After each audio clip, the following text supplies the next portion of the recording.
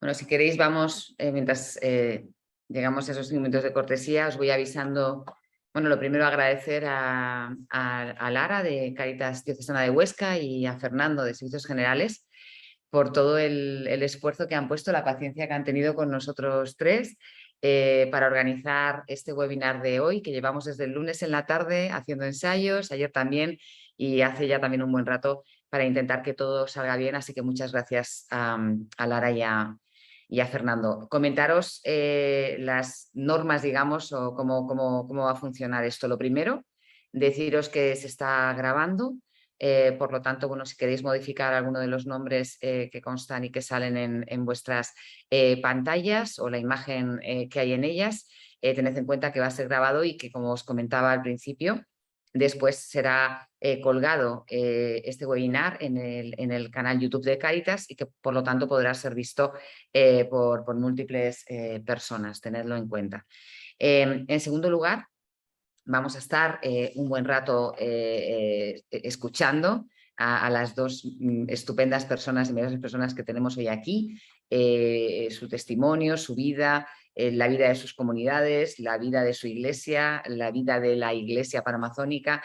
Y después tendremos media hora para las preguntas. Mientras estamos en este ratito de compartir, podéis mandar en el chat las preguntas a esa pestaña que pone preguntas, que realmente es nuestro compañero Fernando Foncillas, Servicios Generales, que nos está haciendo este servicio de la UTE de América Latina. Entonces ahí le mandáis a él las preguntas, él las agrupará y nos las mandará por WhatsApp y al final las iremos preguntando a las dos personas que ahora mismo voy a pasar a presentar y que hoy están aquí. Otro agradecimiento es a Cáritas Internacionalis. Estamos hoy en la que es nuestra casa, la casa de todas las Cáritas del mundo, en su oficina, aquí en el edificio de entidades internacionales que está frente al Palacio de Naciones Unidas en Ginebra. Ya comienza a oscurecer en esta ciudad fría, silenciosa, muy tranquila, muy diferente a las que conocemos, ¿verdad?, en otros lugares del mundo, como son las ciudades de América Latina y en España. Y agradecer a Cáritas Internacionalis que nos haya acogido, que nos haya dejado literalmente las llaves y que estemos aquí como en nuestra casa. Ese otro agradecimiento que no queríamos dejar de tener. Tenemos hoy aquí a Carlos Ajón. Él es indígena quichua. Me decía que no me olvidara de decir de la comunidad de San José del Coca, de la Amazonía ecuatoriana. Y tenemos a Monseñor Adalberto Jiménez, que es obispo del Vicariato de Aguarico, también en la Amazonía ecuatoriana. Hemos formado, bueno, yo soy Sonia Olea Ferreras, estoy en el equipo de incidencia política de Cáritas Española y soy responsable de la incidencia internacional de la Red Eclesial Panamazónica a nivel, como le gusta decir a Monseñor Adalberto, a nivel mundial. Hoy estamos acá, la REPAM Ecuador, con su presidente. He olvidado deciros que Monseñor Adalberto además es presidente de la REPAM Ecuador y estamos también pues, de esa REPAM mundial que me encanta escuchar cuando dice Monseñor. Son las dos personas que nos van a acompañar. Conmigo intentando ayudar a que. Y ahora ya vamos a empezar, ¿no? Sabéis que este webinar tiene ese título de cuidar las personas, cuidar el planeta y que vamos a hablar de los derrames de petróleo, de una realidad tremenda que está sucediendo en la Amazonía ecuatoriana, que nos van a contar Carlos y Monseñor Alberto, pero que está sucediendo en muchos más lugares de la Amazonía. Estoy seguro que hoy se están conectando también personas de otros lugares de la Amazonía que conocen muy bien la situación de los derrames. Carlos. Estamos en Naciones Unidas. ¿Qué has sentido? ¿No? ¿Qué supone para ti, ¿no? Cuando hablábamos de esto en la tercera Escuela de Derechos Humanos de la REPAN en Manaos y yo te decía, Carlos, algún día vas a ir a Naciones Unidas y tú te reías como que era algo imposible. ¿Qué sientes estando aquí en la Amazonía? Perdona, en Naciones Unidas. Bueno, para sentir, gracias a Dios primeramente y en estas Naciones Unidas que para mí, era sueño largo y ahora que estamos que estoy en la preparación que nos hizo la REPAN, mi sentir es ahora, lo que hice en la práctica, ahora llegar con a mi territorio, llegar con la práctica. Y también que estamos en Naciones Unidas, que hemos traído la situación grave de mi territorio, que hemos tenido grave territorio que nos dejó el derrame de petróleo sobre el río Coca.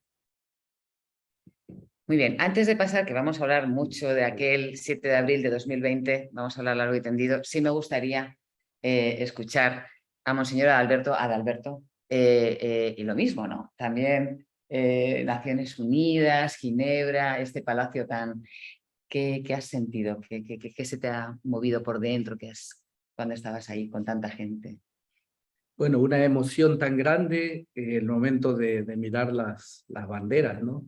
Sentirse que uno es también ciudadano del mundo y que luego cuando entramos ahí en el palacio, ver tanta gente, sobre todo ante un tema que a mí me tocaba tanto, y creo que a todo era porque yo sentía que no venía solo, sino que venía también con la Iglesia Masónica de Ecuador, que venía con todo el vicariato, porque ese sueño de querer una vida mejor para las comunidades indígenas, aquí como que se hacía visible, era como un parlante grande, que ojalá esto también nos comprometa, a mí el primero, a sacar de la invisibilidad estas situaciones dramáticas que nos trae la extracción petrolera, la minería, las madereras, que están acabando con los pueblos y con la Amazonía. Estamos en el 11º Foro de Empresas y Derechos Humanos de las Naciones Unidas, que tiene un título muy bonito que ahora mismo no me lo sé en perfecto, pero sí sabemos que dice, parece que ha tomado el lema de Cáritas, ¿no? En el centro las personas, ¿no? El tema de este foro es qué pasa con las víctimas, qué pasa con las personas. Monseñor, ¿has visto víctimas en el foro? ¿Qué has sentido al escuchar a esas víctimas? Bueno, cuando compartió una mujer asiática, no sé si recuerdas el país, Tailandia. de Tailandia, esta mujer que contaba cómo entraron las empresas, las mineras, su hijo tenía un territorio que cercó porque era de sus ancestros, y vinieron las empresas y el gobierno con maquinarias, quitaron las cercas, destruyeron su casa y a él lo metieron en la cárcel. A mí me parecía que estaba hablando de Ecuador, ¿no? Todos sabemos toda la minería, el desalojo que ha habido en Zamora, ¿no? El desalojo que ha habido de comunidades en el mismo vicariato.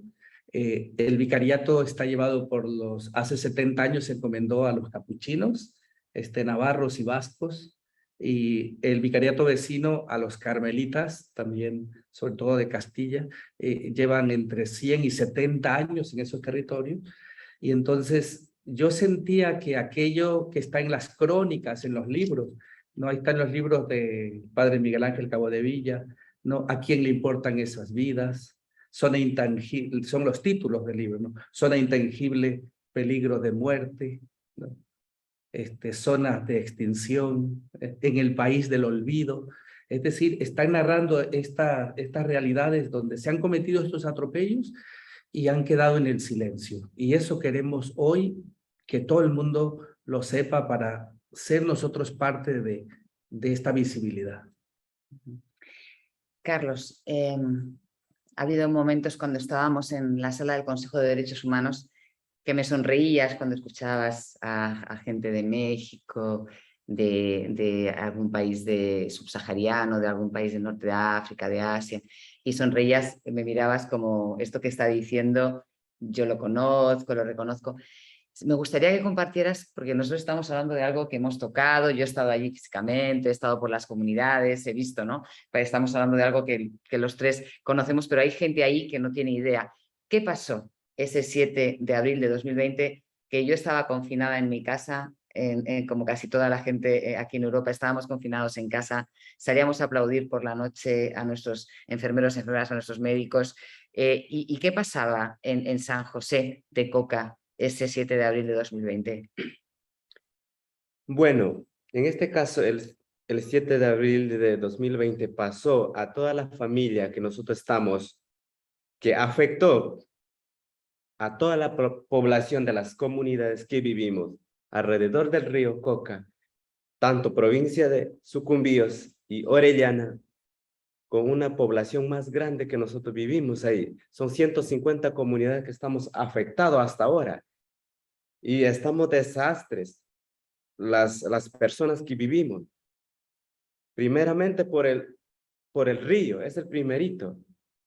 Segundo lugar, al territorio. Tercer lugar, a la alimentación que nos cayó. Y ahora, y que nos victimió con las enfermedades que trae a las personas. Por ejemplo, las empresas traen las enfermedades a nosotros.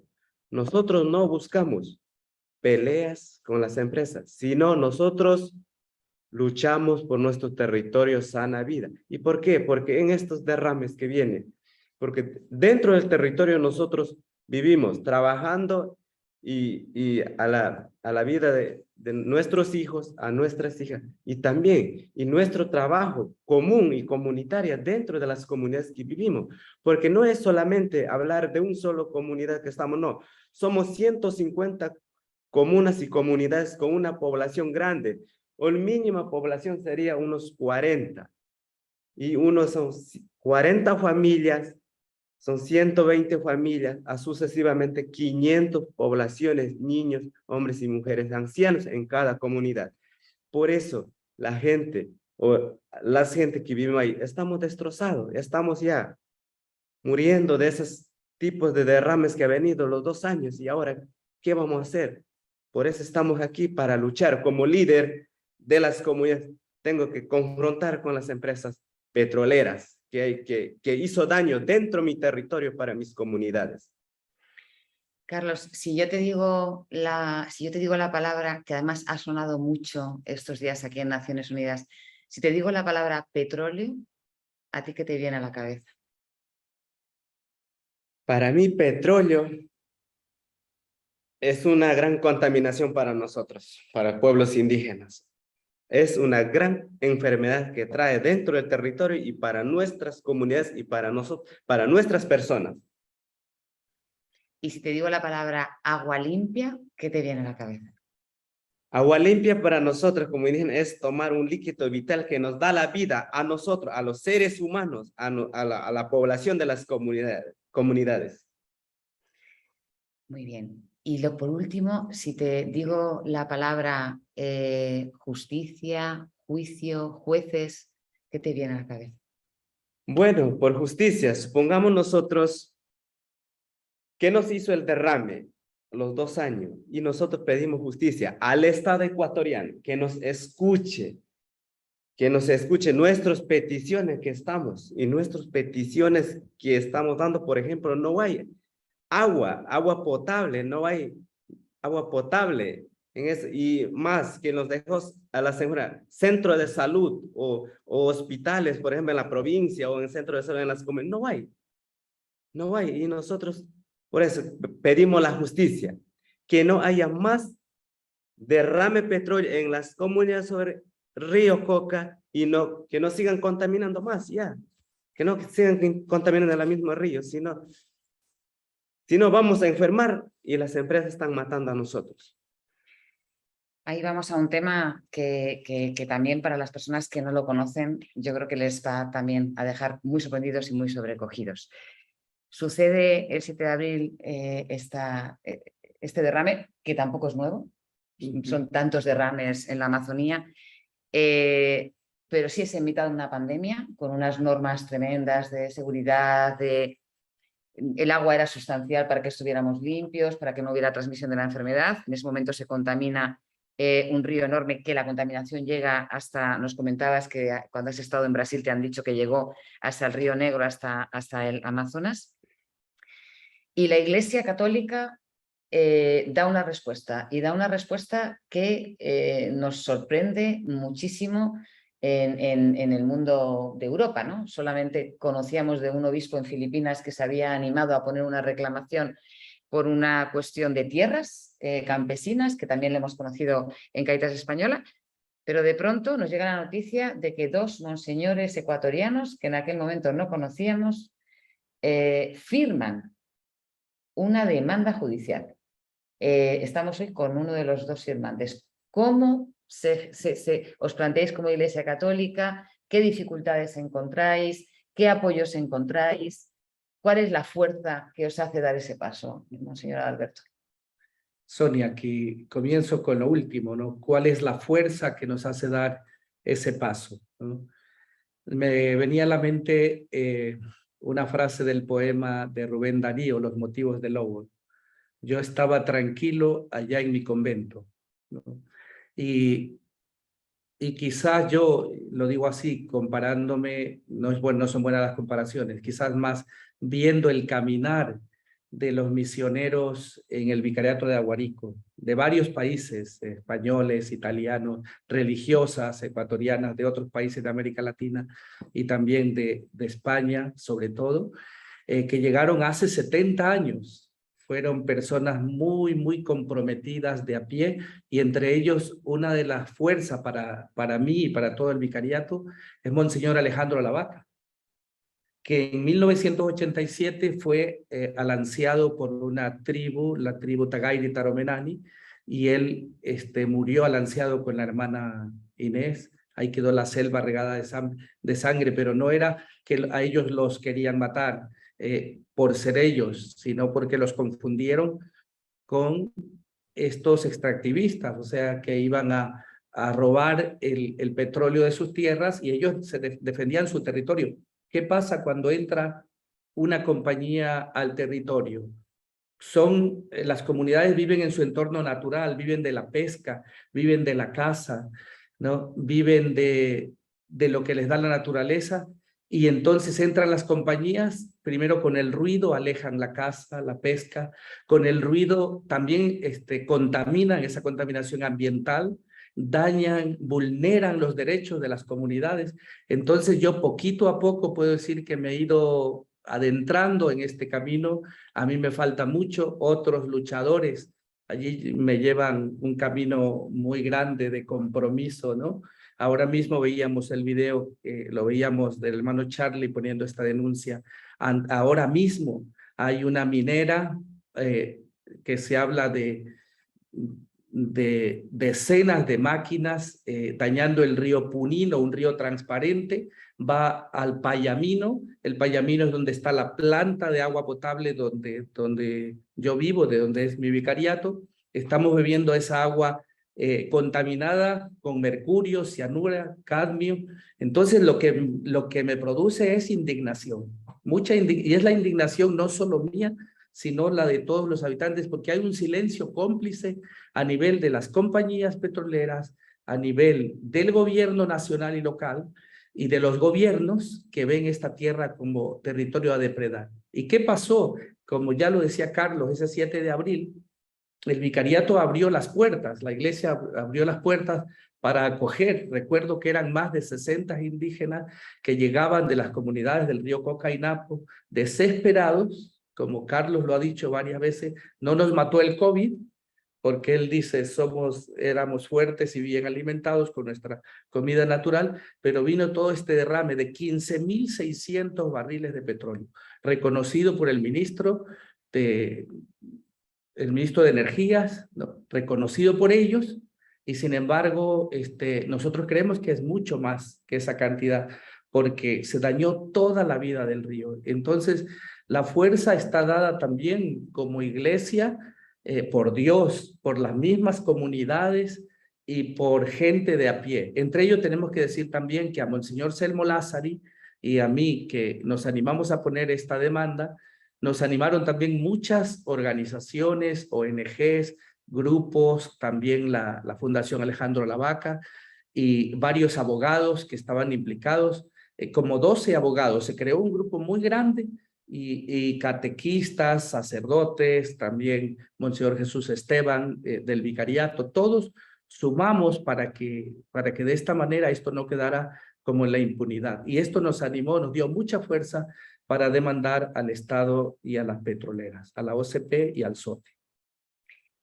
Carlos, yo recuerdo ese mes de junio, que en España eran la 1 de la mañana, las 2 de la mañana, y recuerdo ese juicio que hacíamos por Zoom. Recuerdo que Adalberto una vez, Monseñor Adalberto una vez le regañó el juez, casi te acusó por desacato, porque le hablaste de Dios, dijiste, ¿no? Como que qué diría Dios, ¿no? Ante esto que ha pasado en el derrame, y él dijo que en una corte civil no se podía nombrar a Dios, y así conocí yo a Monseñor Adalberto, que casi le acusan por desacato. En ese juicio que estaban ahí las comunidades, que estaba vuestro antiguo obispo, que le nombráis, el nombre que le tenéis en quichua, ¿cómo llamáis? Achacaspi, es un Achacaspi. sacerdote, José Miguel Goldaras, que lleva unos 50 años en el vicariato y que él ha escrito las gramáticas quichua, habla el quichua perfectamente y es un líder, y se ha creado una escuela que se llama Achacaspi Bula, que la han creado y la animan también allí fuertemente, algunos, pero entre ellos 2 religiosas, está Rocío y Marlene, las hermanas que están animando. Achacaspi estaba en el juicio con su boina, todo el tiempo en el juicio, y estaban las comunidades, había mujeres, había hombres, había niños, había niñas. Estábamos entidades internacionales como el CAP, que es el centro de antropología que tiene la Iglesia Católica en Perú. Estaba Cáritas Española, que también se había presentado con un amicus curiae, que era la primera vez que Cáritas Española, anda que no habéis hecho cosas en la Amazonía, que nos han ayudado a Cáritas Española a también amazonizarnos y cambiar.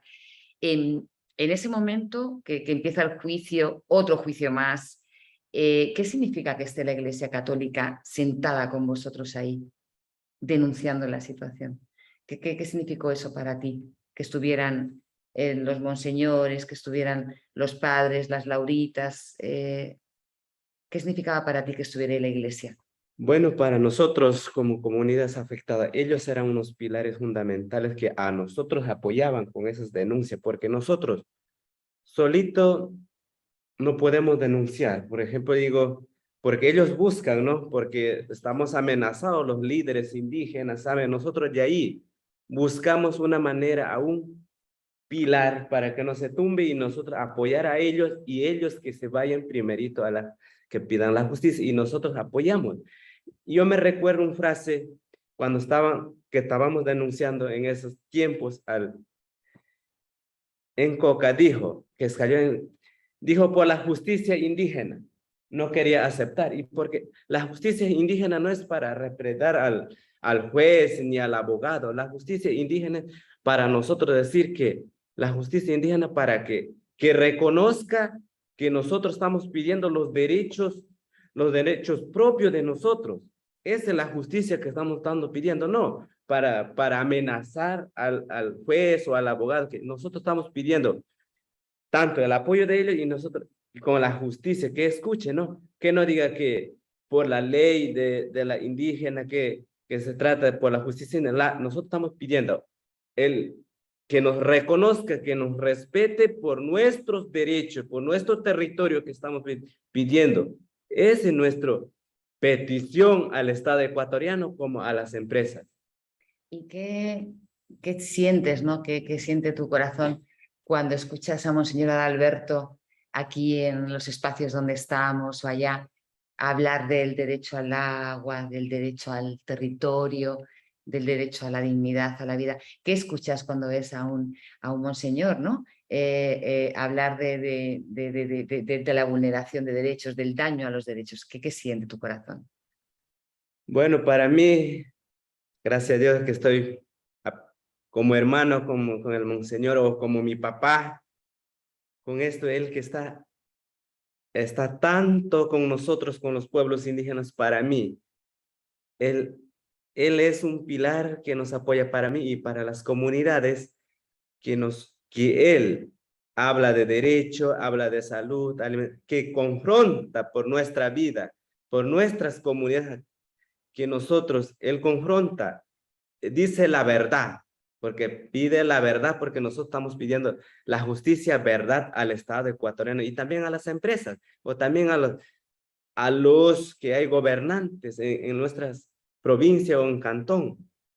Eso es el monseñor que nos pide y nos apoya, y para mí nos ilumina a mí. Yo también seguir ese paso con el paso de él que me está dando, enseñando, seguir y me motiva a mí mucho. Y también a ti, maestra, me motivas y con mucha sensación y alegría que nos das la fuerza, ¿no? Y más un pilar también para ti, para mí, ¿no? También Muchas gracias, muchas gracias. Ahora vamos aquí a contar un cotilleo, ahora que no nos oye nadie, no nos está oyendo nadie. A mí me ha contado alguien que una persona muy importante que vive en Roma y va de blanco, una vez te dijo algo, así, de viva voz, una vez que estuvo contigo, te dio un encargo. ¿Tú nos lo puedes compartir? No se va a enterar nadie. ¿Qué encargo? Bueno, el conocerle al Papa una vez que ya hace 5 años recibí ya el nombramiento de obispo, ¿no? Por medio de él fui allí, teníamos la visita de los encuentros de los capuchinos, de los obispos capuchinos de todo el mundo, y enseguida coincidía con la visita al Límina de los obispos de Ecuador. Entonces, cuando él me recibió esos minutos, yo fui a presentarme. Le dije que venía del vicariato de la Amazonía, y le llevaba un CD y un librito de Monseñor Alejandro Lavaca con la fotografía de él.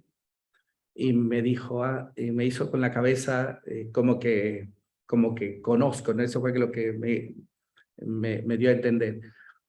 Y me dijo, cuida la selva, cuida a su gente, cuida la selva, cuida a sus gentes. Ese es un mandato que hasta ahora lo siento, ¿no? Lo siento en mi corazón. Y eso también el lema del escudo mío es para que todos tengan vida, ¿no? Una frase del Evangelio de San Juan, pero es el deseo también mío y de la iglesia, que todos los pueblos tengan vida. Y ese lo he sentido ese como un mandato del Papa. Ciertamente es un proceso de cambio, de conversión que no es fácil. Yo digo, yo he vivido bastante, se puede decir cómodamente o normalmente, y esto, el estar en la Amazonía, empieza uno a ver unos cambios que no lo dejan a uno, no puede estar uno neutral, no puede estar neutral. Porque hoy escuchaba en la conferencia que estuvimos los tres, este racismo ambiental, ¿no? Si este derrame de petróleo hubiera pasado en una ciudad, imaginemos que hubiera pasado en Quito, en la capital de Ecuador, la protesta hubiera salido ahí de todo el mundo, ¿no? Hasta hubiera caído un gobierno. Si esto pasara en el centro, en la Puerta o Plaza del Sol en Madrid, ¿no? Si esto pasa allí, se cae el gobierno, ¿no? Se para el mundo, o en Roma o aquí en Suiza. Pero pasa ya en la Amazonía, ¿no? Son indios, son indígenas, no importan. Me encantó escucharle hoy también a Néstor Caicedo, que decía, no importamos, ¿no? Por ser negros. En Esmeralda también, donde la minería está acabando con las comunidades, se está criminalizando, ¿no? a los líderes, ¿no? Entonces uno no puede mantenerse neutral. Entonces yo le pido también a Dios que me permita seguir en este camino. Para poner esta denuncia yo acudí a Chacaspi, que es es un líder, y eso es un referente también de congruencia para nosotros. Es el que creó con Natalia y su esposo Michael la escuela Chacaspi Bula, y que ahora se continúa en el vicariato, donde las 3 nacionalidades, Quichua, Shuara y Guarani, 3 días el fin de mes, presencialmente trabajan un tema del territorio y van tratando de que eso se ponga en la práctica. A veces no es fácil. Entonces, yo quizás solo soy un animador, un motivador, Me falta mucho para todavía adentrarme más, pero digo de verdad que esta demanda y el irme empoderando, escuchando todo este compromiso de los misioneros, me ayuda tanto. La misma denuncia del hermano Charlie con las madereras también, que están destruyendo el territorio, las petroleras nos anima a todos. Por lo tanto, yo también, es mi invitación a la Iglesia de Ecuador y a la Iglesia Masónica y a todo el mundo, a los que nos están viendo, que no podemos quedarnos en un mundo solo de rezos y solo en un mundo espiritual de comodidad. Esto nos tiene que mover, porque la contaminación de los ríos es la muerte de los pueblos indígenas.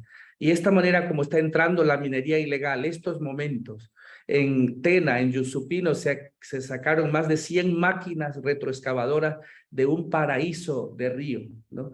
Y por eso la RENAPE, Minerías, Iglesia y Minerías en Ecuador, la REPAN, Cáritas Ecuador, apoyados por Cáritas Española Internacional, estamos en esta movida de que parar todo esto. Es tanto el dinero que sale de allí que casi es una contradicción que nos estén apoyando de fuera con un poco de dinero, que lo están haciendo también, y con la ayuda humana y profesional, pero es una vergüenza que se esté criminalizando a nuestros indígenas, que se los esté matando con metales pesados, y como iglesia no nos queda otra que levantar nuestra voz de protesta y pedirle al gobierno y a las multinacionales que cambien. Una periodista, Milagros Aguirre, muy conocida para nosotros, ella nos dice algo importante, y es: ustedes vean, hay que mirar la Amazonía, tomado de una socióloga, nos decía que es un territorio a depredar.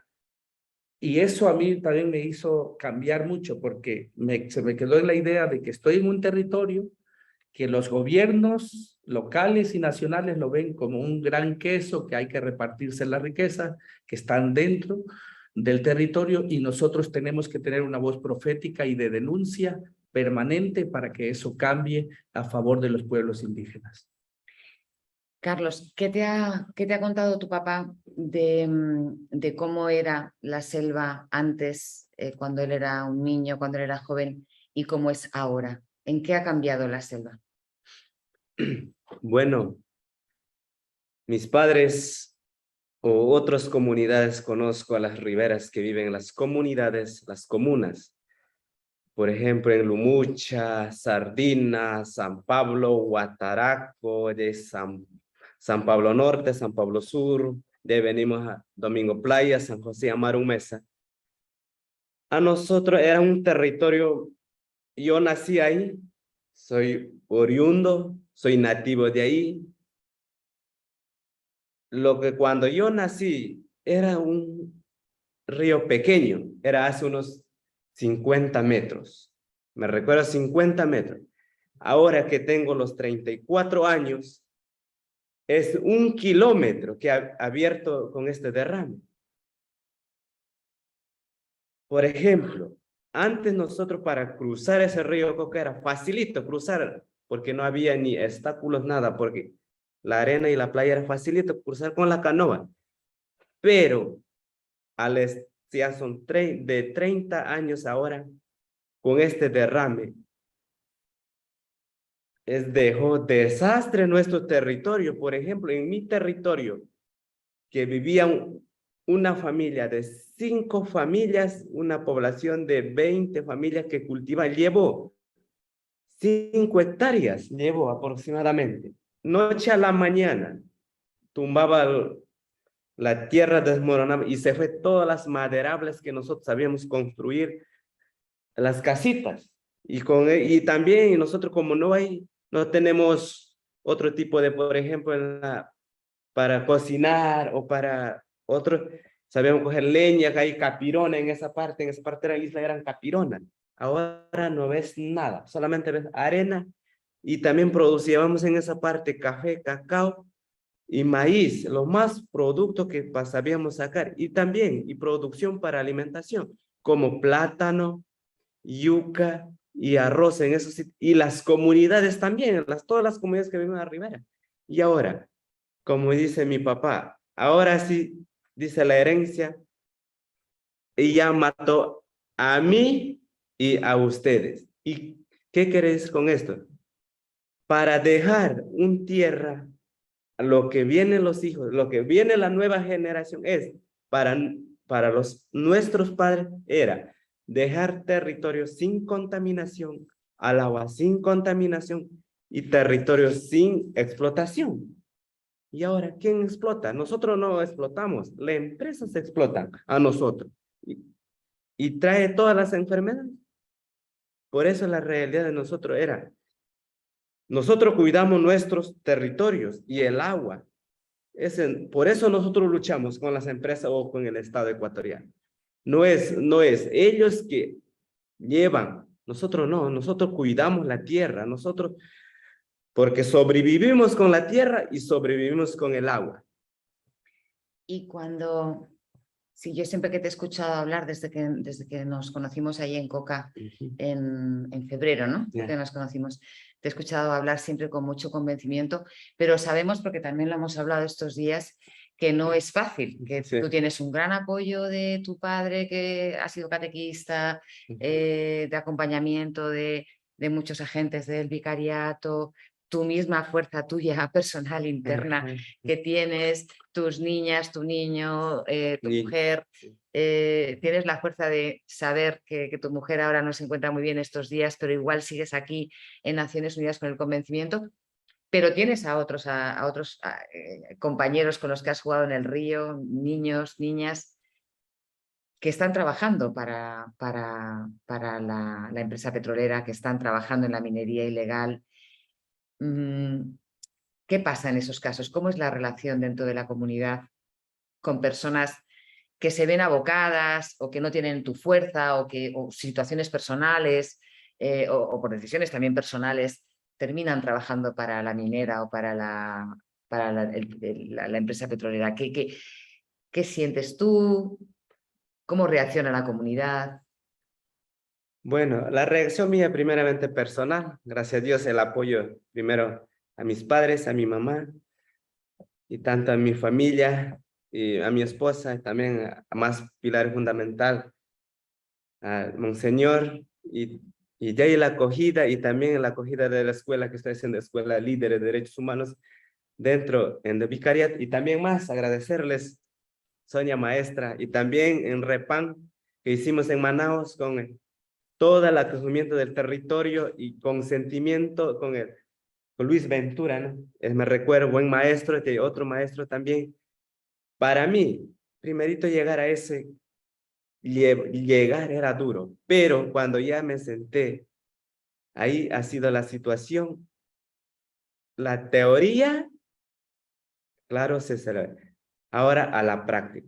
Bueno, eso para mí me siento muy orgulloso y también a veces siento miedo, ¿no? Con las empresas, más con la minera, tengo miedo. Con la petrolera, no. Porque me atrae, como te digo, que me buscan, ¿no? Que buscan o me preguntan quién es él, cuál es él. Hasta mi papá dicen quién es tu hijo, cuál es tu hijo, pero no. Hasta mi esposa dice quién es él. Hasta mis hermanos dicen quién es él, pero no dicen la razón, porque yo saben que es oculto. Y también me abre estas emociones que yo tengo que estoy haciendo en estos aspectos que estoy siguiendo en derechos humanos.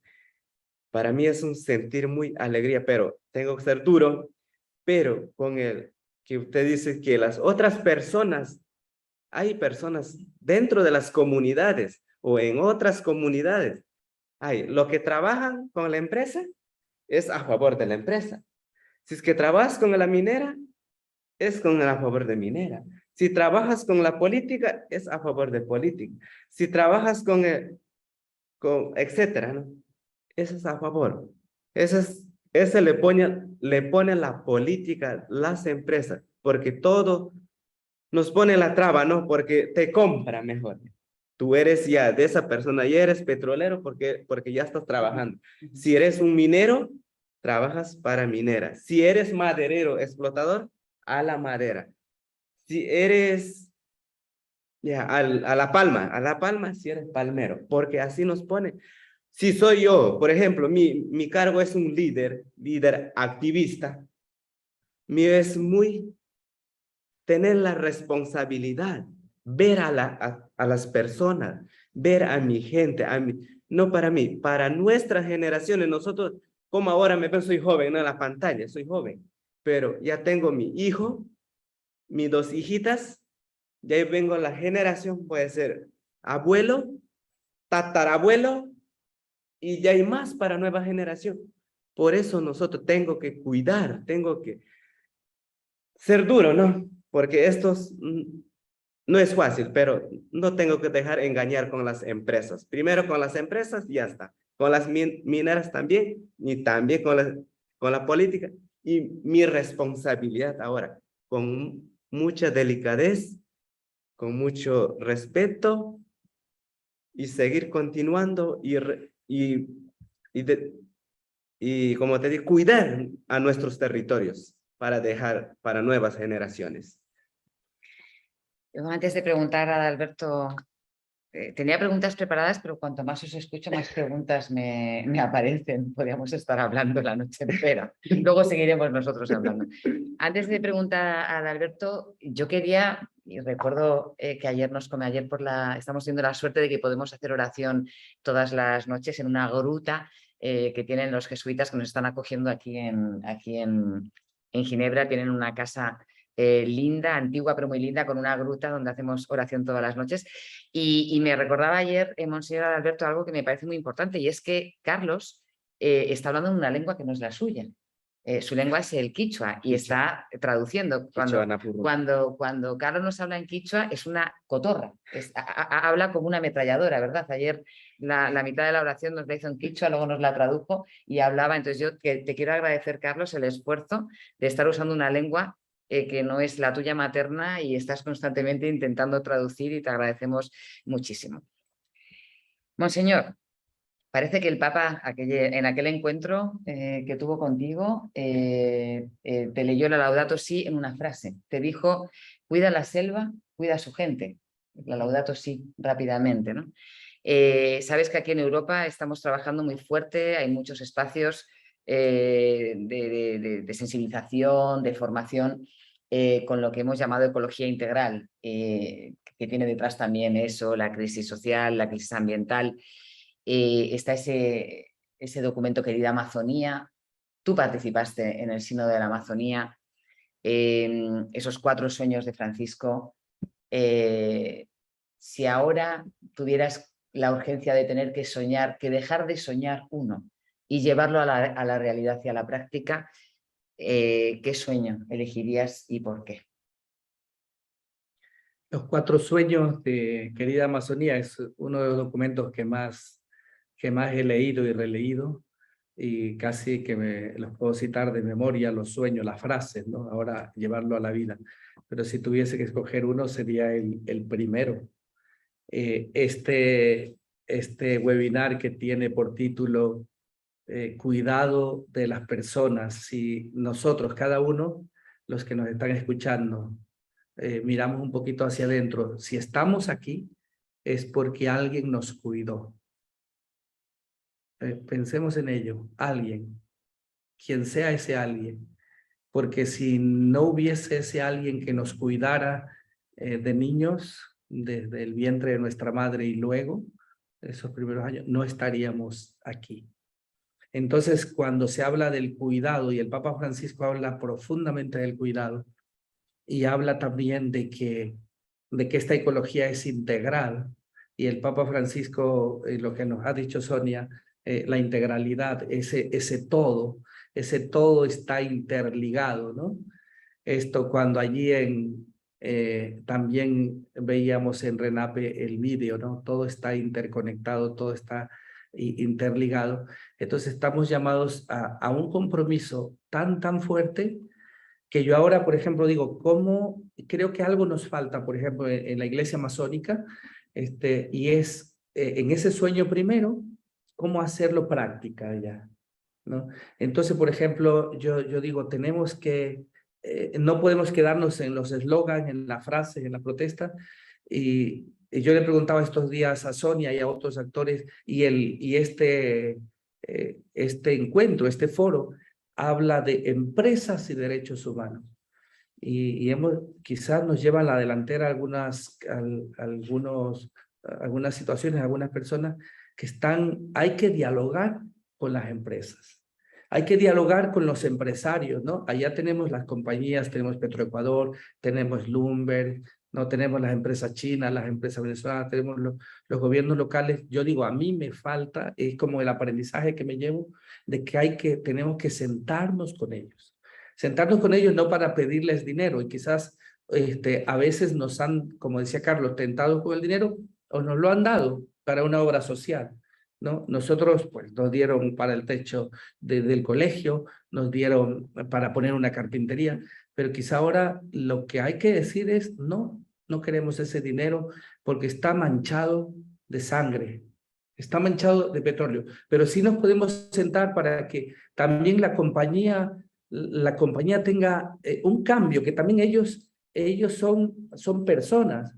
A mí me gusta un poema de un capuchino, apellido Belda, no me acuerdo el nombre, y dice: hay que salvar al pobre de su riqueza, de su pobreza, y al rico de su riqueza, porque en cada uno hay un ser humano que tiene que entrar al reino de los cielos, ¿no? O sea, también a estos señores, es que yo lo que veo es que tengo miedo, pero también veo que los indígenas tienen miedo, que los misioneros tenemos miedo. ¿Cómo vamos a hablar con estos gerentes? Pero bueno, estos días hablando también contigo, con otras personas, nos decían, hay que sentarse con los empresarios, y también no siendo nosotros la voz de los indígenas, que ellos tienen su propia voz, que de nuestra parte como misioneros es impulsarles para que ellos también, apoyados con nosotros, pierdan el miedo, así como nos apoyan a nosotros otros organismos, y perdiendo ese miedo, hablar. ¿Para qué? Para que estos 3 elementos que han salido en el foro se den. Es el tema de reparación. En este derrame causó tanto daño. Yo recuerdo cuando fui a San Pedro del Río Coca, había causado tanto daño, Carlos, tú has visto eso más que nadie, y Sonia, que a mí me salieron las lágrimas un día que fui a las confirmaciones, y les dije, y una señora lo que me dijo es: Monseñor, no tenemos pescadito para darle, porque el río ya no tiene pescadito. O sea, te pone la piel de gallina, como decimos, toca tu corazón eso, y ella llorando, ¿no? Carlos ha dicho algo, esto como por graficarlo, en una de las comunidades allá también, de San Pedro del Río Coca, que está frontera que el padre Ángel, las hermanas Oblatas han trabajado, los javerianos ahí muy fuerte, y allí vemos cómo la esposa del catequista murió en ese río, precisamente porque hay la erosión regresiva, y el derrame lo empeoró, ¿no? Y yo me acerqué a una persona responsable de las petroleras y le dije, pero reparen, pero llévenles a las comunidades, no eso indignante, vergonzoso de llevarles 6 litros de agua, 4 libras de arroz, 4 atunes, no, llévenles a ellos algo, dignidad, lleven propuestas, ¿no? Y entonces yo creo que todo eso ha creado como una removida también en mi corazón para decir que tenemos que hacer algo en concreto para incluso, yo soñaría con esto y sigo animando a los que ya llevan la delantera con Achacás Pibula y otros, y todos los del vicariato, la pastoral social, para ojalá que podamos crear la escuela de derechos humanos que ya la llevan otros del vicariato adelante, que es como impulsarla, y ojalá podamos, la Amazonía pueda tener una escuela permanente de derechos humanos. Muy bien, eso también un poco va en relación con todo lo que hablasteis en Roma en aquel mes de octubre de 2019, y de aquellos productos que han ido saliendo del sínodo, ¿no? Ha salido la REPAN, que fue un poco quien lanzó, ¿no? y quien dio soporte a ese sínodo, y después del sínodo ha salido la conferencia eclesial amazónica, y también ese programa universitario amazónico, que yo creo que también nos dará y podrá dar soporte bueno, pues a tantos lugares que en toda la Amazonía son importantes. Decíamos también en estos días que nos tenemos que repartir el trabajo, ¿verdad? Que ojalá en esa labor también más de lobby, más de influencia, más de contactar desde la confianza de la legitimidad que tiene la Iglesia y la jerarquía de la Iglesia, que ojalá, hablamos también con el nuncio, ayer por la mañana compartimos con el nuncio, ¿se llamaba? Fortunatus, pero nosotros le llamamos Fortunato. Hablamos con Fortunato, que es el nuncio aquí ante Naciones Unidas, que habla 12 idiomas, nos habló en un español perfecto. De Nigeria. Hablábamos de la importancia de los diferentes papeles, ¿no? Y cómo hay veces que hay que mantenerse más neutral, hay veces que hay que mantenerse, utilizar esa influencia que puede tener la jerarquía de la Iglesia en esa labor que llamamos de sensibilización, bueno, pues de intentar desde la confianza llegar a acuerdos, y que luego esa parte de incidencia política que es que intenta cambiar normativas, que intenta cambiar políticas públicas, ahí sí que las personas vulneradas, las personas afectadas, las víctimas, ¿no? Aquí todo el tiempo, ¿verdad? Están hablando de víctimas. Una palabra nueva que he escuchado muchísimo estos días dice derechohabientes. Recordáis que lo han dicho muchísimas personas, ¿no? Derechohabientes, ¿no? Como aquellos que, no sé, me imagino que significará como el que habita, el que vive los derechos, pues que quede ya más de mano, ¿no? de los que sabéis decir las cosas, organizar las cosas. En ese sentido, tú has vivido la experiencia de ese dolor, de ese daño que te hacen a tu agua, a tu aire, a la vegetación, pero también a tu derecho a la alimentación. Has hablado varias veces, ¿no? De tu yuca, de tu plátano. ¿Qué ha supuesto para ti? ¿Qué ha supuesto el encontrarte en la escuela de Manaos, donde erais, me dijisteis, 35 personas? ¿Qué ha supuesto para ti?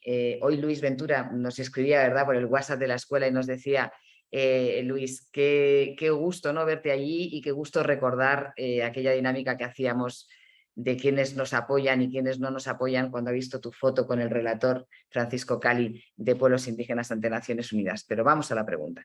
¿Qué ha supuesto para ti encontrarte con personas hablando lenguas diferentes, de colores diferentes, porque había afrodescendientes y quilombolas en la escuela, pero contando historias muy similares de lo que están viviendo? ¿Qué ha supuesto a ti?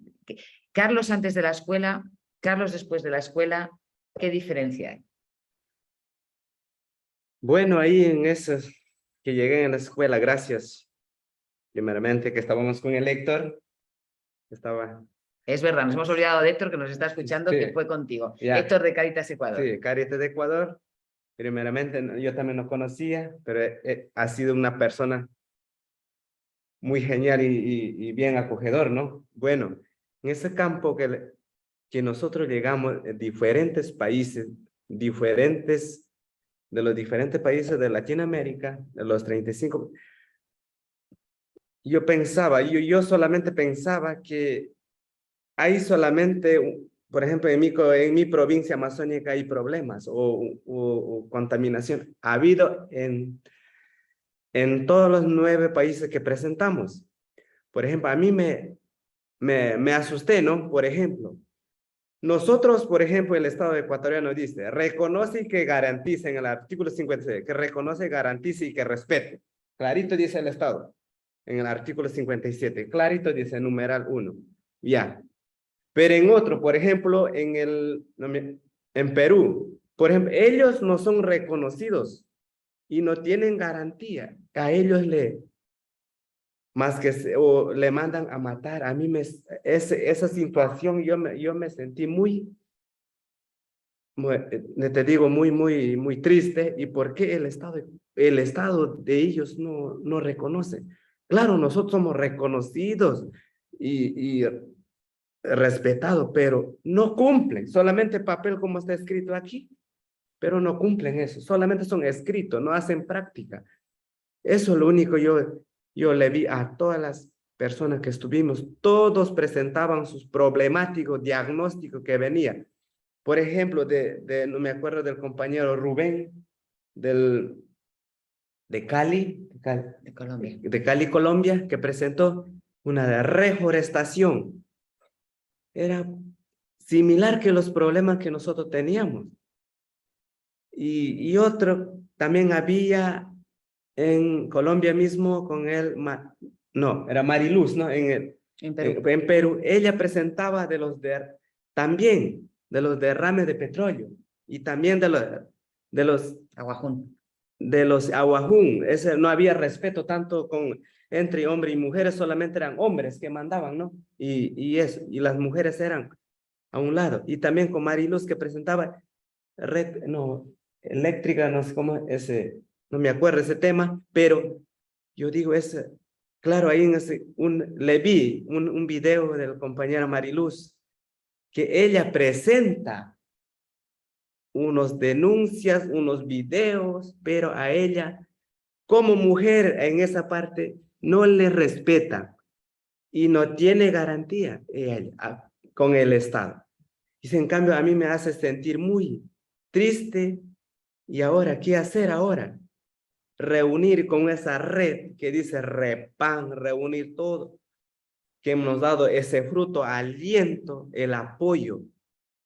Cáritas de Ecuador, Cáritas de Españolas, Repan, Panamazonía, y también en la Amazonía, y es ponernos redes, también buscar la estrategia, coger a esas empresas petroleras, como nosotros también ellos cogen estratégicamente para explotar a nosotros, también coger tanto al Estado, a las empresas, buscar estrategia ellos también, cómo hay que buscar, como redes, como estamos, como les digo, suprimidos, que estamos buscados de muerte. Para eso, esta lucha para mí, conocer y como te digo, tener apoyo de ustedes, para mí me gusta, un gustazo, ¿no?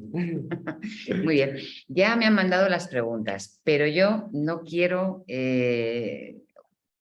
utilizar a Monseñor Alberto que me solucione una cuestión. Y es que a mí muchísimas veces me preguntan que por qué llevo, aparte de mi alianza de estar casada, por qué llevo este anillo negro.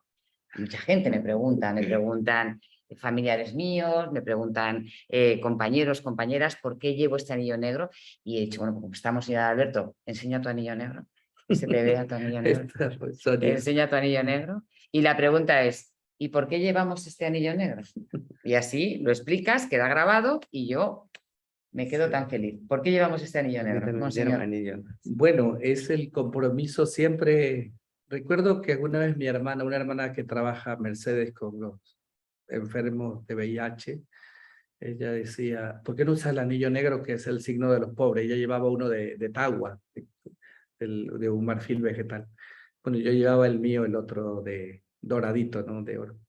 Y bueno, creo que son signos pequeños que también voy viendo, pero que creo que son importantes. Lo mismo que, bueno, esta cruz si bien me la regaló y Monseñor, un obispo de Sicilia, ¿no? Y es de madera, y es un signo, ¿no? La otra que tengo que me dio Monseñor Jesús Esteban también es de madera, de pambil, incrustados allí unos dientes de guangana, ¿no? Que están, y que la hizo un indígena quichua, que un artista, ¿no? Juan Santos. Pero más allá de ello es el signo del compromiso, y más aún porque ahorita estamos viendo ahora un atropello terrible, ¿no? No solo ya de las petroleras, ¿no? Carlos ha dicho algo importante, Sonia. Ha dicho, a la petrolera no le tengo miedo, pero sí a la minera, esta minera ilegal. Porque la petrolera de alguna manera es un gigante que se ríe de las hormiguitas que somos todos nosotros. Allí vemos, yo digo, estos dos abogados que han sido tanto en Aguarico, el doctor Javier Solís, en el vicariato de Sucumbío, Jorge Acero, ¿no? También, y toda esta lucha que comenzó la REPAN, ¿no? Ahora es su presidente internacional, Monseñor Rafael. Presidente mundial. Presidente mundial, ¿no? Mundial, Monseñor Rafael Co.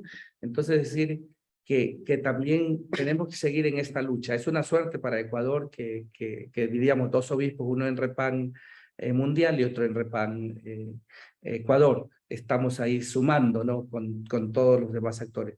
Entonces yo quería decir que son los pequeños signos que tenemos que cambiar el oro. El oro es un signo de muerte para nosotros Eso ahora.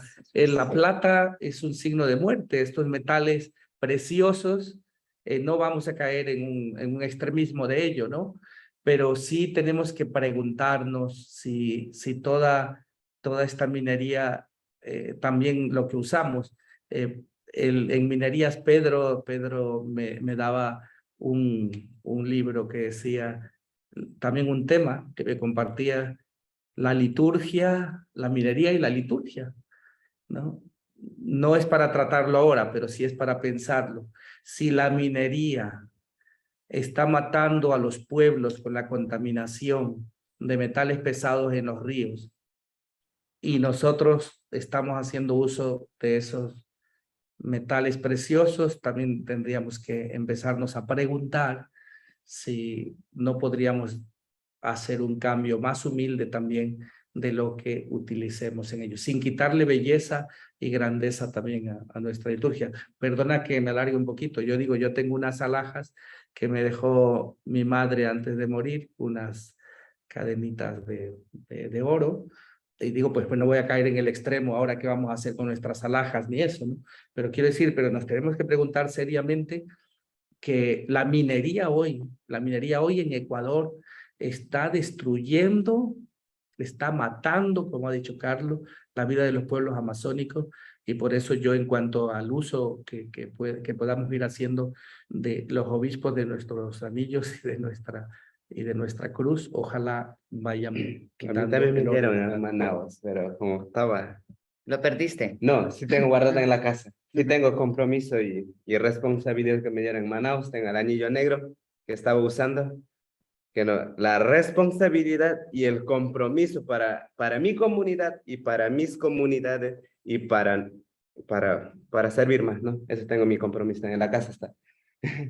Tengo aquí preguntas que nos hacen las personas que están ahí. Nosotros no les vemos porque tienen apagadas las cámaras, pero han hecho las preguntas y Fernando las ha recogido amablemente. Carlos, te preguntan desde ahí. Me dicen además que sepáis que hay muchas personas de Cáritas Diocesanas.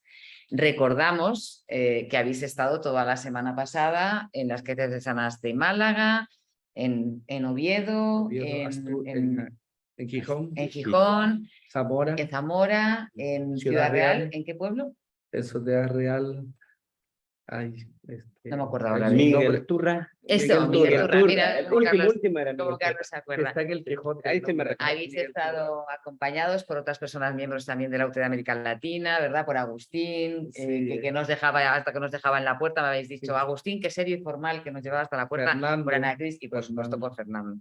Y ahora están ahí personas de Cáritas, no solamente de las que he citado, sino de otras más, muchas personas de Ecuador, también compañeros y compañeras de Manos Unidas, de Justicia y Paz, de vuestro vicariato, de la Repan Ecuador, del CELAN, también están, de Iglesias y Minería, de la RENAPE, y me dice Fernando, y muchas personas sin identificar que, bueno, así han querido hacerlo, ¿no? De esas personas nos llegan estas preguntas. Carlos, te quieren preguntar, ¿cómo ves el futuro de tu comunidad y de las comunidades amazónicas?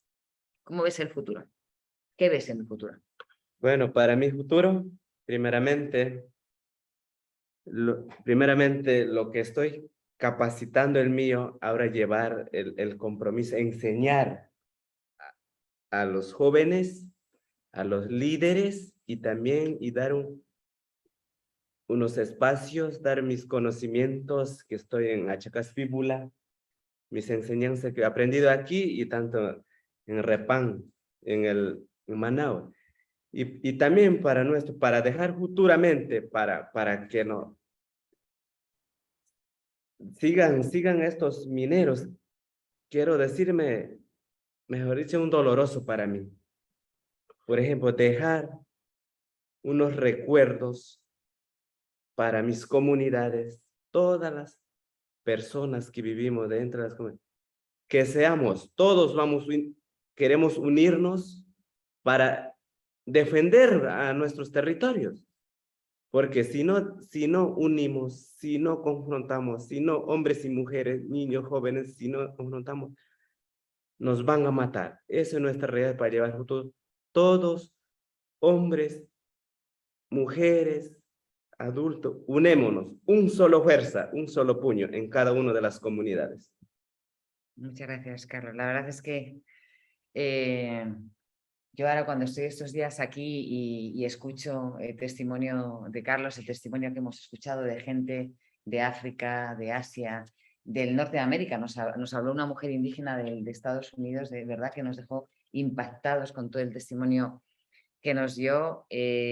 Claro, luego yo me vuelvo a mi casa, me vuelvo, ¿verdad?, a Madrid, con nuestra calefacción, con nuestra vida, y dices lo que acabas de decir, ¿no? Que los que estáis en peligro de muerte. No hay una guerra como la que tenemos en Europa, pero sí ese peligro de muerte diario, ¿no? Y cómo afrontar un futuro donde el peligro de muerte es totalmente tocable.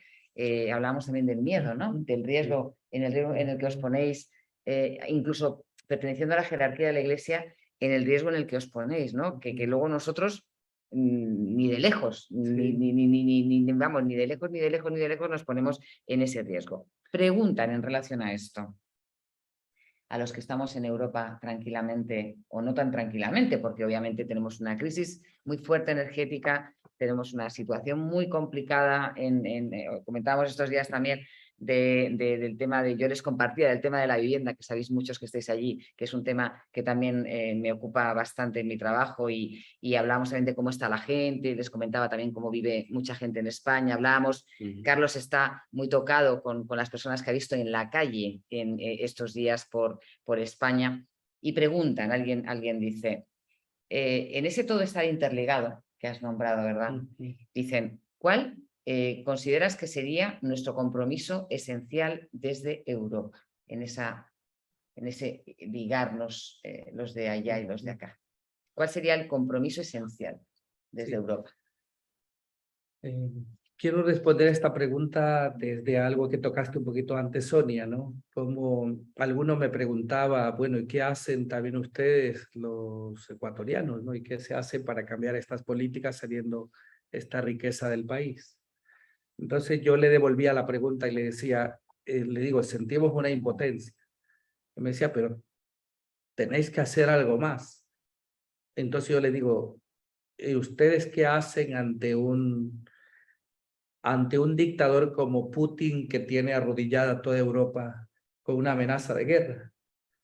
Y le decía, la misma impotencia que tú sientes en Europa, nosotros es la misma impotencia que sentimos ante un gigante como son las empresas petroleras tan contaminantes, que se ríen con, como ha dicho Carlos, con un escrito que está ahí y que nos dominan. Pero yo creo que es importante para Europa que nos ayude a que esto no quede invisible.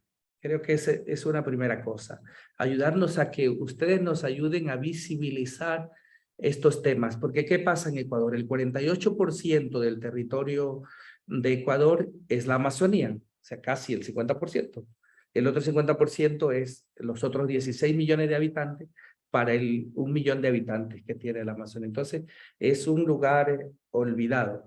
Creo que si ustedes suman a lo que está haciendo el Papa Francisco, la suma por estos dos grandes documentos, que no son documentos solo espirituales, que lo son también, sino científicos, Laudato Si y es Querida Amazonía. Una invitación es a leerse, están en Google, es fácil bajarlos, leerlos y comprometernos todos con acciones concretas. También aquí hay todo cómo se usa aquí tanto plástico, se usa mucho desecho, también allá, pero aquí igual no es para todos el plástico, ¿no? Es excesivo toda la contaminación del plástico, entonces podemos ir reduciendo, quizás cambiando un estilo de vida. Hoy hablábamos estos días el frío que sentíamos afuera y el calor que sentíamos dentro de los edificios. Entonces Sonia decía, pero esto también es calentamiento global. y a todo volumen, o sea, era excesivo el calor, nosotros teníamos que hasta quedarnos en mangas de camisa. Entonces, decir, como que pasa, como que pasa y no pasa nada, pero está pasando algo grave. Entonces, empecemos todos por estas pequeñas acciones de reducir. A veces yo digo, nos estamos cepillando los dientes y el grifo está abierto, ¿no? Empecemos por ahí. Visibilizar esto y ¿por qué no? Aquí hay gente muy preparada en Europa, gente que tiene una altísima formación. Y yo pensaba, Sonia y Carlos, cuando hablaba esta negra abogada de Ella es de África. Kenia, pero trabaja en Gran Bretaña. Sí, y yo decía, y ella hablando como una mujer, como una abogada de los derechos humanos, y yo decía, ojalá salga así una abogada negra de Esmeraldas.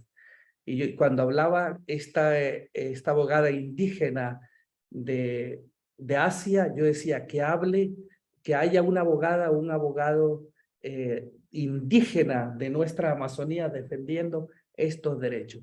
O sea, algo ahí como que no estamos, yo digo, haciendo bien, empiezo por mí mismo, ¿no? Pero algo en que podamos también empoderar y yo decía que fuera a lo mejor estas personas allá a motivar a los mismos indígenas y también no dejen de los que han ido. Yo quiero lanzar una palabra de alabanza a muchos misioneros y misioneras de todo el mundo y de laicos que han ido a estar un tiempo en la Amazonía y que les ha tocado el corazón. No nombro para evitar olvidarme de algunos, pero son muchos y ellos también están generando un cambio nuevo.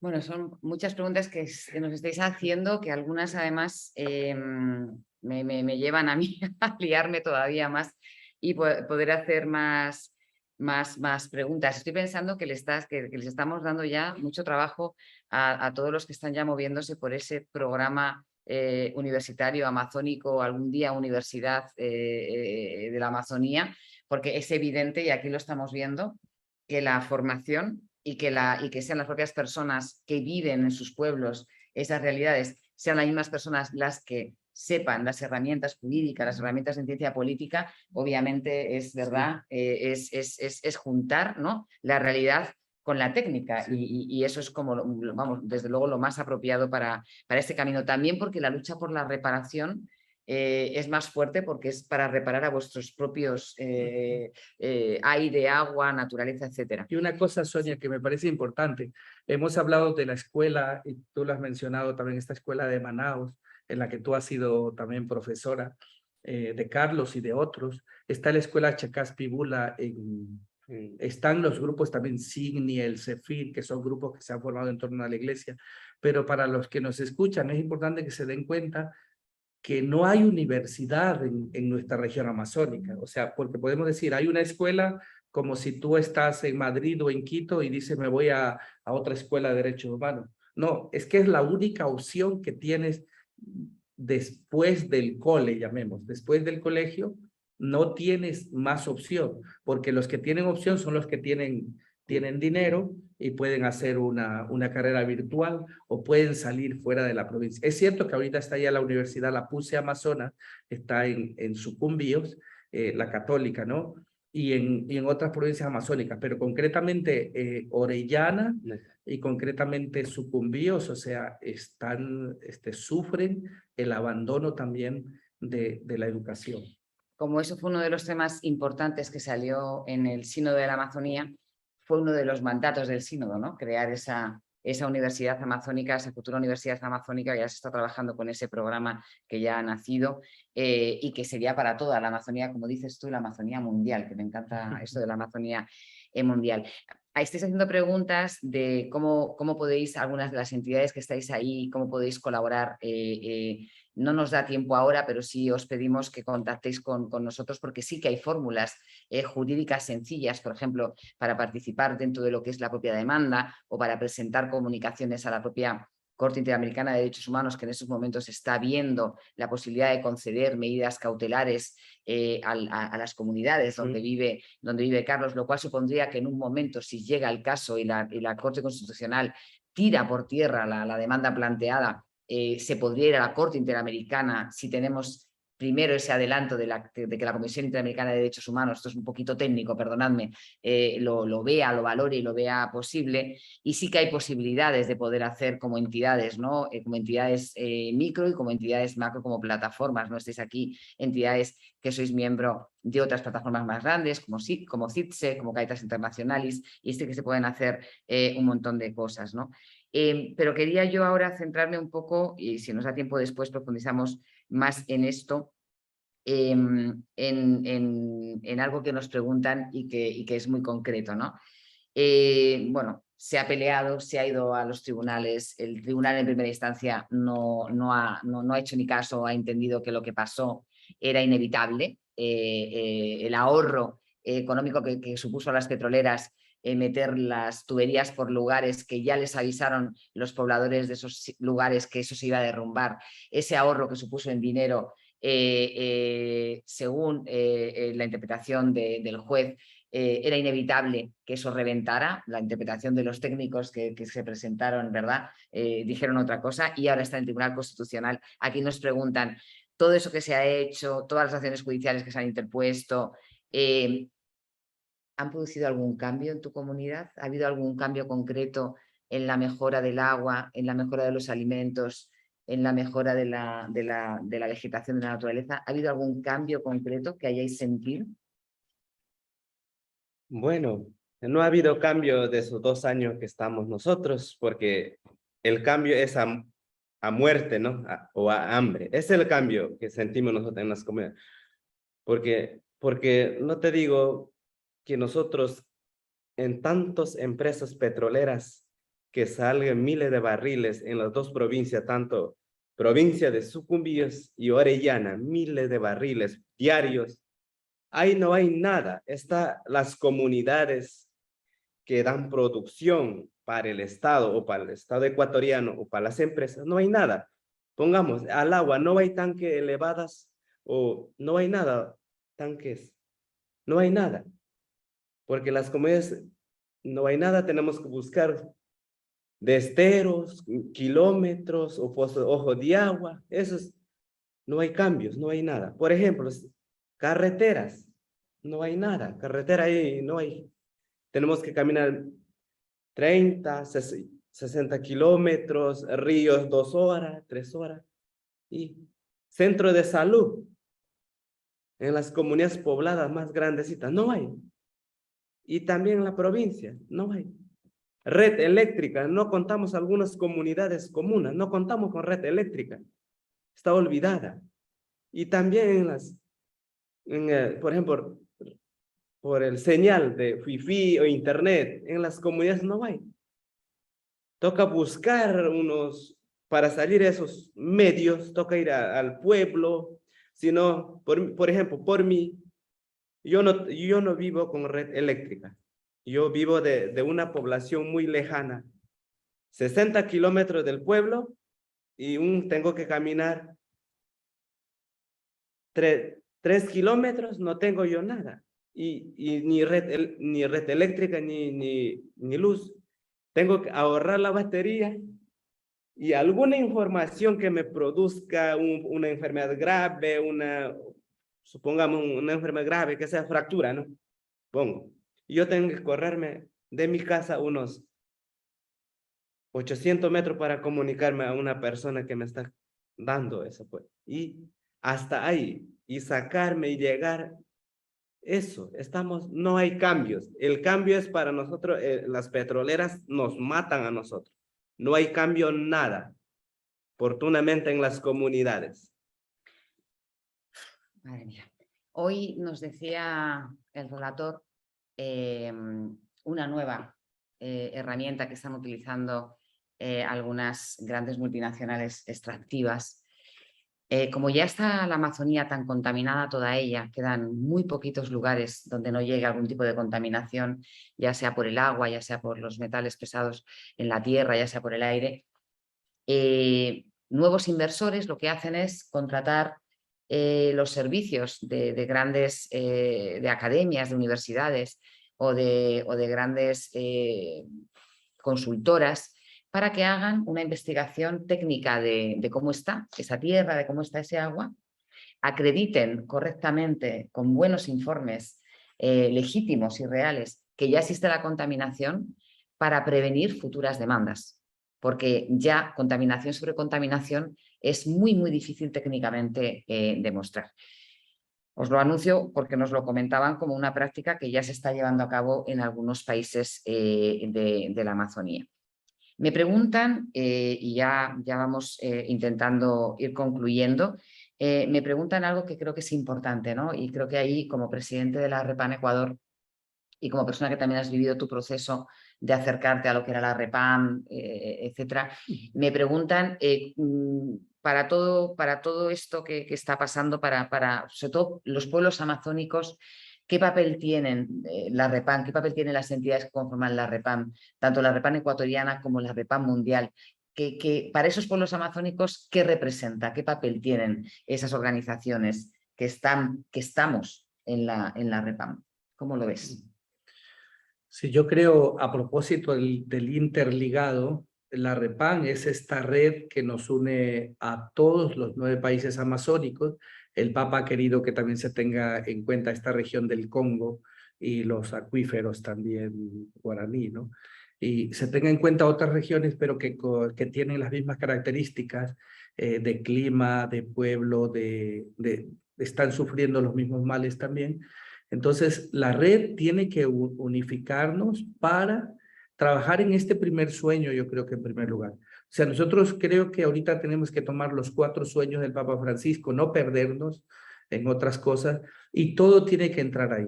Nuestra propia liturgia. Yo creo que los obispos amazónicos tenemos que tener el valor, y esto también es un pedido para mí mismo, lo he expresado en el vicariato y para toda la REPAM, hasta los catecismos. Ahora que entramos a Navidad, este tiempo de encarnación de un Dios que se encarna en cada cultura, tendríamos que conformarlos y estructurarlos con la realidad de toda la riqueza cultural de los pueblos amazónicos. No darles haciendo nosotros, sino nosotros hacer con ellos y aprender, ¿no? Estoy pensando en cómo en la pastoral indígena están retomando los instrumentos culturales, el pifano, la caja, ¿no? La limpia que se va haciendo, todo esto, porque hay también una fuerte presencia que intenta mestiza y blanca, que intenta como que se quite todo eso y unificarles todo.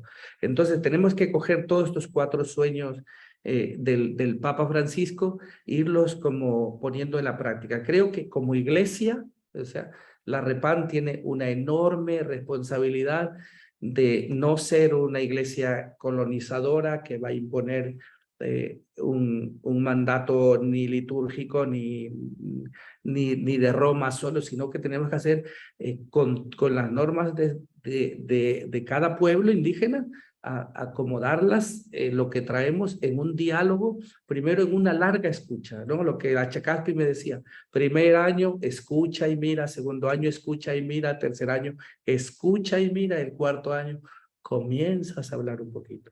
Estos son los maestros que tenemos allí. Y querría decir algo más, perdona que tome la pregunta anterior también. También se puede colaborar. Está REPAM y Cáritas con la ayuda económica, la ayuda espiritual, la ayuda del ánimo y de profesionales que ojalá también de Europa. Hay jubilados. Aquí me llama la atención que los jubilados son jovencitos, ¿no? Creo que en Europa de los pocos no jubilados el Papa Francisco, ¿no? Con esas edades.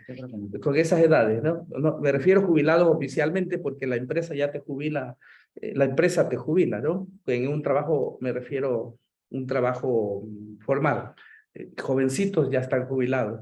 Entonces, que pueden ir prestar, hay abogados, hay ingenieros, hay arquitectos, hay agroforestales, hay médicos, ¿no? El vicariato tiene un hospital donde está el doctor Guzmán Bernabeu, al final en límite con Perú, allí perdido en la selva está ahí un hospital del vicariato donde no para 2 días, sino alguien que quiera comprometerse totalmente. Está la escuela Chacaspi Bula, que es también otra opción, y todo lo que puedan colaborar también materialmente, intelectualmente y de otras maneras, pues siempre será acogido. Y quiero felicitar a Cáritas que la empresa no ha reparado nada, la empresa petrolera ni el gobierno. Y Cáritas ha instalado unos tanques con agua potabilizadora en esas 12 comunidades que se escogieron. De más de 100 comunidades, se escogieron esas 12 de las más afectadas. Se ha hecho el proyecto agroforestal también, las chacras en las que Carlos mismo ha sembrado y otros han podido sembrar una parte, como lo dijo al comienzo, y sacar a vender otros productos. Y otro proyecto en el que estamos, que les parecerá raro, es reforestar la Amazonía. Y en Repán hemos lanzado la campaña en Repán, Ecuador también, que la tomamos de otros actores en el mundo, pero la hemos puesto para las 6 provincias amazónicas, sembrar 1 millón de árboles para la Amazonía. Ahí con la ayuda de Antonio, con Dani, el agroforestal, y con todos los demás, y Cáritas Ecuador que nos apoya, RENAPE, llevamos ya los primeros 15,000 árboles ya sembrados y otros 3,000 en el vivero. Así que nos podemos sumar de muchas formas y también pueden apoyar en becas, pueden apoyar a Cáritas y a la Repán de muchas maneras. Bueno, pues ya estamos en la hora, así que os agradecemos muchísimo el habernos escuchado, la paciencia que habéis tenido. Y ahora para terminar, si queremos que lo haga Carlos, ya lo tenía pensado, no te preocupes, ya lo tenía pensado. Vamos a terminar pidiéndole a Carlos que nos haga una bendición, que nos envíe, ¿no? Casi todos, muchos de los que estamos aquí, nos decía el nuncio ayer que él es misionero, que le toca la diplomacia, pero que él tiene corazón de misionero. Creo que muchos de los que estamos aquí hemos sido misioneros en ejercicio, lo somos de corazón, y que tú nos hagas una bendición de envío, que nos envíes a la lucha a cuidar la selva, a cuidar a su gente, a cuidaros, a que nos podáis seguir cuidando, y que nos hagas ese envío en quichua. Nos lo haces primero en quichua, tu bendición, y luego nos lo traduces, y con eso ya terminamos. Ashka pagrachuni, kauno uyaykunawa, tukuykunawa yaraskamanda, kay piñuka kaskani kushi, pero chasnallata kay rimaykunawa, ashkata pagrachuni kay ñambi kunata ñukata yana paskamanda, kay ashka kunawa tuparisi ñukanchi mama llaktapi tuparinchi, achka llakikunawa, achka wawkikunata waklichinaku, ñukanchi wawakunata waklichinaku, ñukanchi rukukunata achka unkuykunawa apamunun.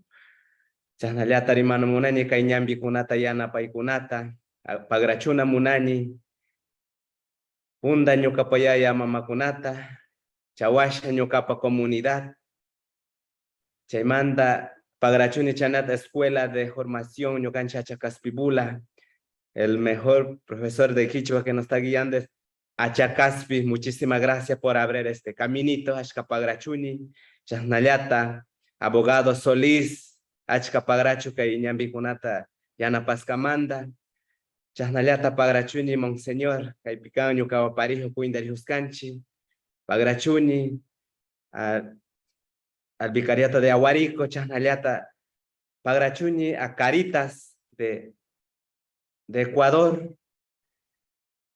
Conozco Rixini, a Héctor, Achka Cambayana Paiwa, Kuaskangi Ñukata, Kan Ñukata, Achkata, Yachachiwaskangi, Ñuka Kan Yanapaiwa, Sinchingarajuni, Chanallata Elizabeth, Achka Pagrachu, Kaikunawa, Ñuka, Purijuskamanda.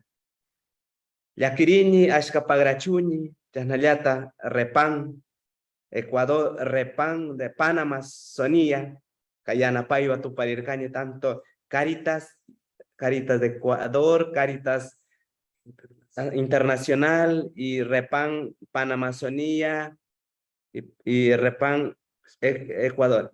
Yanapaiba Kai Matiajun, Yukanchi maestra nini, Yuka, una alia abogada Sonia, Kai Unata Yukanchita Yanapan, Pai Nyushinchi Yachin Yukata, Shinchi Yachiwan, Tukuita, Mana Yukaliata, Tukuita, Shinchi Yachin, Chanaliata, Pagrachuni al Luis Ventura. Kaita chanallata yana pawarka. Chan llakirini ñukas llakirini wakanayan, pero chanllata sinchi corazón da churani achka yana paiwa kay Manaus piñucata churawanurka, yachachiwanukuskata kuna, kay yachaykunata apangarani ñukapa llaqtama, ñukapa comunama, ashkapagrachuni, kuna rimangarani castellano. Bueno, primeramente quiero agradecer a Dios y cuidamos como agradecer a Dios porque el Dios nos dio todo poder vivir en nuestro territorio, nos dio primeramente la selvita, el agua para nuestros hijos, para nuestros que estábamos cuidando. Ahora tenemos que cuidar con mucha delicadeza. ¿Para qué? Para que las empresas que no exploten, que las mineras también no exploten, los políticos que no exploten. Nosotros buscamos una lucha y para nuestras generaciones es nuestra herencia dejar para nuestros hijos cero contaminación al agua, al territorio limpio. Esa es nuestra herencia para que vienen nuevas generaciones. Por eso nosotros, si nosotros, personas, sin tierra, sin agua, nosotros no somos nativos de la Amazonía ecuatoriana. También quiero agradecerme a mi comunidad, a mi familia y también a los profesores que están en la escuela de Achacasvibula. Estos espacios que me dieron un camino para yo defenderme. Agradezco al padre José Miguel Goldaraz, conocen como, entre paréntesis, Achacaspi, que me dio esta oportunidad para yo estar aquí. Y también al abogado Javier Solís, te agradezco mucho por estos caminos que usted me ha dado una enseñanza grande para yo estar aquí. También a las asesoras y los facilitadores, Marlene, Rocío, también le agradezco mucho. También a Leonardo, muchas también que me ha dado enseñanza en estas guías. Y también a que nos acoge más mayor al Monseñor Alberto Jiménez como vicariato, que yo tengo un apoyo grande ahora que estoy igual, les conversamos como, yo llevo como mi papá, respeto como mi papá, y escucho y a él, y me enseña, ¿no? En conversando, y le agradezco mucho. Y también le agradezco a Cáritas del Ecuador, a Héctor también le agradezco mucho que usted me ha dado muchos conocimientos, muchas enseñanzas. Claro, primeramente no conozco, pero ahora somos una familia grande, te conozco mucho, que me has dado las enseñanzas, aprendizajes de usted. Y también en Repan, que nos fuimos juntos. Y como una familia, aquí tenemos a la maestra Sonia que nos llegó, que nos enseñó mucho y nos incentivó con la enseñanza dinámica, sonrisa, eso teníamos juntos. Le agradezco mucho, con mucho abrazo que le digo, contento. Y Luis Ventura, también un gran maestro que estaba en las primeras semanas. Gracias, también le agradezco. Y también le agradezco a todo el mundo que me dieron este camino. Para yo llegar acá, no era ahora, ha sido real. Mi sueño ha sido real. Le agradezco a todos. Muchísimas gracias. Ashka Pagracho. Thank you. Thank you. Pues muchas gracias. Gracias. Gracias a todos.